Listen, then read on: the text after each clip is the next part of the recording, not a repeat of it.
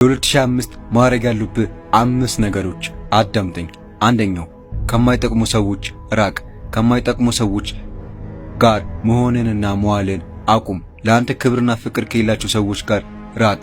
አንተን ከማያከብሩ አንተን ከማያዳምጡ ሰዎች ጋር ምንም አታረግም፣ ምንም አትሰራም። ካሁኑ ከነሱ ሰዎች መሸሽ ይኖርብሃል።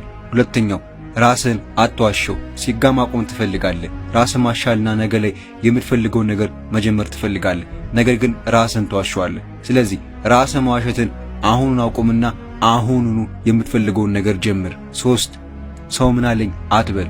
የሰው አይንና የሰውን አቴንሽን አትመልከት። ራስህ የፈለግከውን ያስፈልገን ነገር አድርግ፣ ተግብር። አራተኛው የሆነን ሰው ለመምሰል አትሞክር። የሆነን ሰው ለመምሰል ስትሞክር ራስህን ትረሳለህ። የራስህን ማንነትና የራስህን ሕይወት ትገለዋለህ። 5 ከሴት ራቅ።